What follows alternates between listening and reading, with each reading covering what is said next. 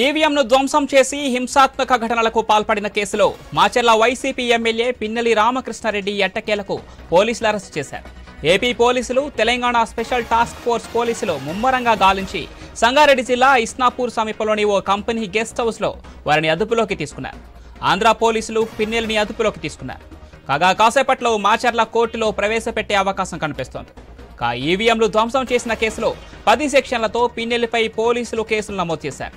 IPC కింద 143, 147, 448, 427, 353, 452, 120B, RP చట్టం 131, 135 సెక్షన్లతో కేసులు నమోదయ్యాయి.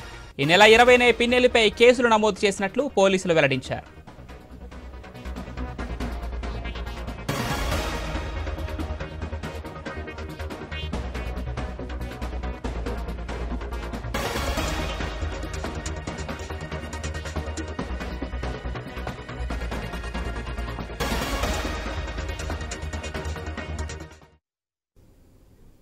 ఈవీఎంను ధ్వంసం చేసి హింసాత్మక ఘటనలకు పాల్పడిన కేసులో మాచర్ల వైసీపీ ఎమ్మెల్యే పిన్నెల్లి రామకృష్ణారెడ్డిని ఎట్టకేలకు పోలీసులు అరెస్ట్ చేశారు.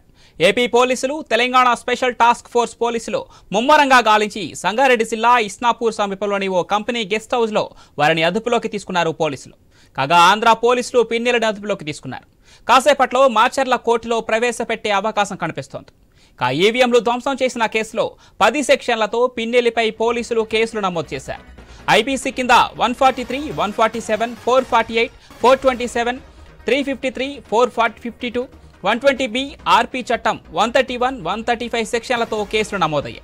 ఈ నెల 20నే పిన్నెల్లిపై కేసులు నమోదు చేసినట్లు పోలీసులు వెల్లడించారు. పిన్నెల్లి రామకృష్ణారెడ్డి అరెస్టుకు సంబంధించి మరింత సమాచారం మా Guntur correspondent Sambasivarao phone line అందిస్తారు.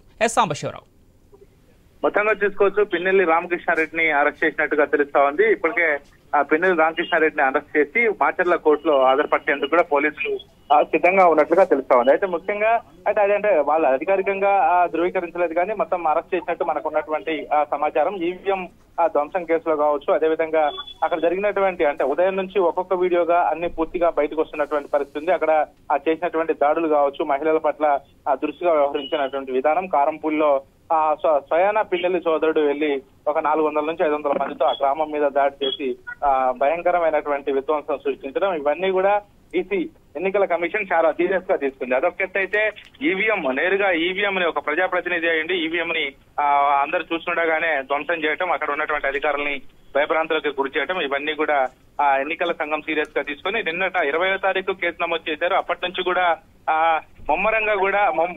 ముమ్మరంగా గాలింపు చర్యలు చేపట్టారు. ఒక బలగాలుగా ఏర్పడి గాలింపు చర్యలు చేపట్టారు. ఎందుకంటే ఎన్నికలు అయిపోయిన తర్వాత పిన్నెల్లి రామకృష్ణారెడ్డి హైదరాబాద్ వెళ్ళినటువంటి విషయం తెలిసిందే. పలు ఛానల్లో కూడా ఆయన ఇంటర్వ్యూ ఇచ్చినటువంటి అంశాలన్నీ కూడా చూడొచ్చు. పోలీసులే అక్కడ ఉండకూడదు, హైదరాబాద్ వెళ్ళమని చెప్పి సూచించినట్టుగా పిన్నెల్లి బహిరంగంగా చెప్పినటువంటి పరిస్థితి. అయితే 2 రోజుల నుంచి ఎప్పుడైతే వెతుకుతున్నారో అప్పటి నుంచి పిన్నెల్లి అక్కడ నుంచి పరారులో ఉన్నట్లుగా వివిధ కథనాలు వచ్చాయి. అదేవిధంగా పోలీసులు వెతికినప్పుడు కూడా దొరకని పరిస్థితి అయితే ఉంది.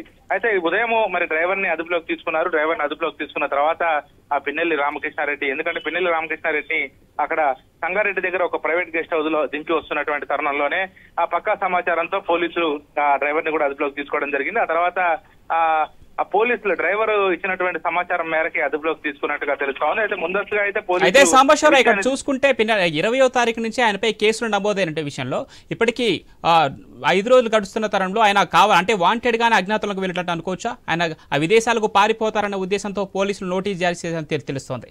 అదేవిధంగా ఎయిర్పోర్ట్ లో కూడా వాళ్ళు సంకేతాలు ఇచ్చినట్టు తెలుస్తుంది. దీని అంటే ఆయన వాంటెడ్ గానే చేసినట్లు అనుకోవచ్చా? ఇవన్నీ కష్టంగా, ఎందుకంటే పూర్తిగా నమోదు చేసినటువంటి కేసులు అట్లాంటివి. ఎందుకంటే 10 కేసులు నమోదు చేశారు. మొత్తం 10 సెక్షన్ల కింద 10 సెక్షన్ల కింద కేసులు నమోదు చేసినటువంటి పరిస్థితిని చూసాం. ఎందుకంటే వాళ్ళు అక్కడ నుంచి విదేశాలకు పారిపోతారనే సమాచారం కూడా పోలీసులకు ఉన్నటువంటి నేపథ్యంలో లుకౌట్ నోటీసులు కూడా జారీ చేయడం జరిగింది. ఎక్కడ కూడా ఎయిర్పోర్ట్ నుంచి బయటకు వెళ్లకుండా ఉండడానికి లుకౌట్ నోటీసులు కూడా జారీ చేశారు. ఎక్కడికి వెళ్లకుండా కట్టుదిట్టమైన భద్రత ఏర్పాటు చేశారు. ఎందుకంటే ఇది కేంద్ర ఎన్నికల సంఘం చాలా సీరియస్ గా తీసుకున్నటువంటి అంశం.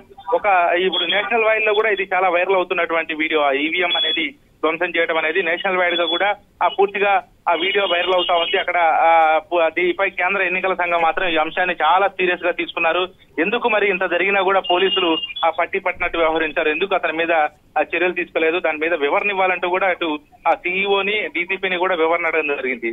ఈ నేపథ్యంలోనే పోలీసులు నిన్నటి నుంచి కూడా ఈ విషయాన్ని మమ్మల్ని చేసినటువంటి పరిస్థితి ఉంది. మరి ప్రస్తుతం అయితే పిన్నెల్లి రామకృష్ణారెడ్డిని మాత్రం అదుపులోకి తీసుకున్నట్టుగా తెలుస్తా ఉంది. మరి పూర్తి వివరాలు అయితే మరి కొద్దిసేపట్లో మాచర్ల కోర్టుకు తీసుకొస్తారు. కోర్టుకు తీసుకొచ్చిన తర్వాత గానీ ఆ అసలు విషయాలన్నీ కూడా వెల్లడే అవకాశం అయితే కనబడుతుంది. అదే పిన్నెల్లి రామకృష్ణారెడ్డి వీడియో ఇంతలా వైరల్ అవుతున్న కొద్దీ వైసీపీ అధిష్టానం ఏ విధంగా స్పందిస్తుంది అనుకోవచ్చు? అంటే ఎన్నికలు అంటే పోలింగ్ ముగిసిన తర్వాత దీన్ని ఇంకా సున్నితమైన విషయంగానే తీస్తుంది అనుకోవచ్చా వైసీపీ పార్టీ?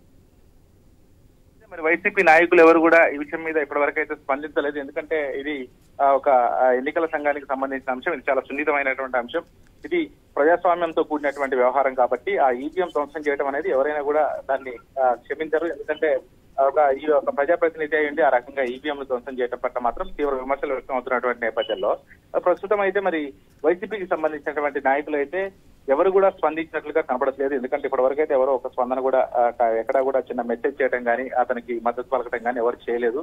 మరి ప్రస్తుతం అయితే పిన్నెల్లి రామకృష్ణారెడ్డికి సంబంధించి అయితే పలు సెక్షన్ల కింద అయితే కేసులు నమోదయ్యాయి. ఇప్పటికే కొంతమంది అక్కడ మహిళలు కూడా చెప్తున్నటువంటి పరిస్థితి అదే రోజు ఎన్నికల రోజు సుమారుగా 3 గంటల పాటు పిన్నెల్లి రామకృష్ణారెడ్డి ఆ సరౌండింగ్ లో తిరగడం, అక్కడ కొంతమందిపై దాడి చేయడం, ఆ ఈవీఎంలు ధ్వంసం చేయడం, మహిళల పట్ల కూడా దృష్టిగా ప్రవర్తించడం, ఇవన్నీ కూడా ఒకటొకటిగా బయటకు వస్తున్నటువంటి నేపథ్యంలో పిన్నెల్లి రామకృష్ణారెడ్డిగా ఉచ్చు బిగించుకుంటుందనే చెప్పాలి మొత్తంగా. ఇప్పటికే ఎందుకంటే 10 సెక్షన్ల కింద కేసు నమోదు చేశారు. దానికి తోడు మళ్ళీ అతను పరారులో ఉన్నట్లుగా కథనాలు వస్తా ఉన్నాయి. లుకౌట్ నోటీసులు కూడా జారీ చేశారు. పీడీఎఫ్ యాక్ట్ అయితే సాంబశివరావు ఇప్పుడు ఆయన మాచర్ల కోర్టుకు అయితే తరలిస్తున్నట్టు తెలుస్తుంది. ఒకవేళ మాచర్ల కోర్టులో ఆయనకు రిమాండ్ విధించే అవకాశాలు ఎంతవరకు ఉన్నాయి అందుకోవచ్చు? ఒకవేళ రిమాండ్ విధిస్తే ఆయన ఎక్కడికి తరలించే అవకాశాలు ఎక్కువగా ఉన్నాయి? ఎందుకంటే మరి పూర్తి స్థాయిలో ఎందుకంటే పలు సెక్షన్ల కింద కేసు నమోదు చేశారు కాబట్టి అతను విచారణ చేయాలి కాబట్టి కోర్టుకు హాజరుపరిచిన తర్వాత మళ్ళీ ఏమన్నా అతన్ని మళ్ళీ పిన్నెల్లి రామకృష్ణారెడ్డి రిమాండ్కి తీసుకుంటారని మాత్రం మనకు ఉన్నటువంటి సమాచారం. అది పిన్నెల్లి కోర్టు అంటే మరి కొద్దిసేపట్లోనే ఆ కోర్టుకు తీసుకొస్తారని చెప్పేసి తెలుస్తుంది. మరి ఆ కోర్టుకు తీసుకొస్తే గానీ ఆ తర్వాత కోర్టులో హాజరుపరిచిన తర్వాత మరి ఎందుకంటే అన్ని కూడా చాలా కఠినమైనటువంటి సెక్షన్లు పెట్టారు కాబట్టి దాన్ని అంటే విచారణ నిమిత్తం ఏమైనా రిమాండ్ కు కోరతారా అనే అంశాలు కూడా కనబడతా ఉన్నాయి. అది ఏదేమైనా కానీ ఇప్పుడు అరెస్ట్ చేశారు అనేది ఒక ధృవీకరణ కన్ఫర్మ్ అయ్యి కోర్టుకు తీసుకొస్తే గానీ పూర్తి వివరాలు తెలిసే అవకాశం అయితే కనబడతా ఉంది. Right, thanks for the updates Sambasivarao.